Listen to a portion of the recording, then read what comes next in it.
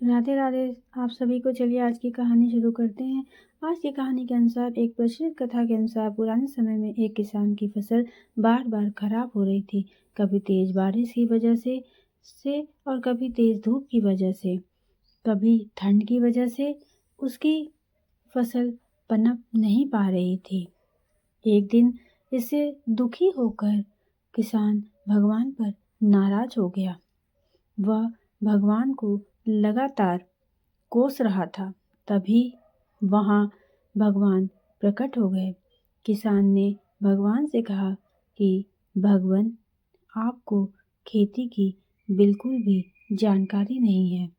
आपकी गलत समय पर बारिश कर देते हो, कभी भी तेज धूप और ठंडा बढ़ा देते हो। इससे हर बार मेरी फसल खराब हो जाती है। आप मेरी अगली फसल तक मेरे अनुसार मौसम कर दीजिए। जैसा मैं चाहूँ वैसा ही मौसम रहे। ये बातें सुनकर भगवान कहने लगे, ठीक, अब से ऐसा ही होगा। वे बोलकर ऐसा कहकर अंतर्ध्यान हो गए। अगले दिन से किसान ने फिर से गेहूं की खेती शुरू कर दी। अब जब वह बारिश चाहता था तब बारिश होती, फसल के लिए जब उसे धूप की ज़रूरत होती तब धूप निकल जाती। इस तरह उसकी इच्छा के अनुसार मौसम चल रहा था। धीरे धीरे उसकी फसल तैयार हो गई। हरे भरे खेत को देखकर किसान बहुत खुश था।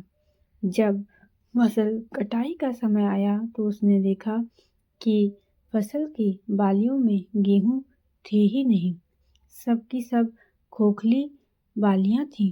यह देखकर उसने फिर से भगवान को याद किया। भगवान प्रकट हो गए तो इसकी वजह पूछी।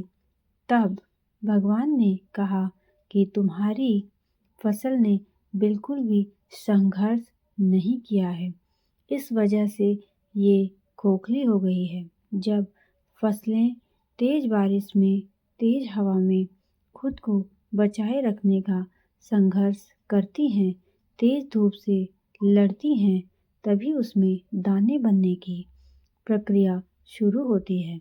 जिस तरह सोने को चमकने के लिए आग में तपना पड़ता है, ठीक उसी तरह फसलों के लिए भी संघर्ष जरूरी होता है। ये बात किसान को समझ आ गई और उसे अपनी भूल का एहसास हो गया। तो यहाँ पर हमें ये सीख मिलती है कि इस कथा की जो सीख है वो यही है कि जब तक हमारे जीवन में बाधाएं नहीं आती हैं तब तक हमारी प्रतिभा में निखार नहीं आता है। बाधाएं ही हमें साहसी बनाती हैं। परेशानियों की वजह से ही हमारा सही विकास होता है।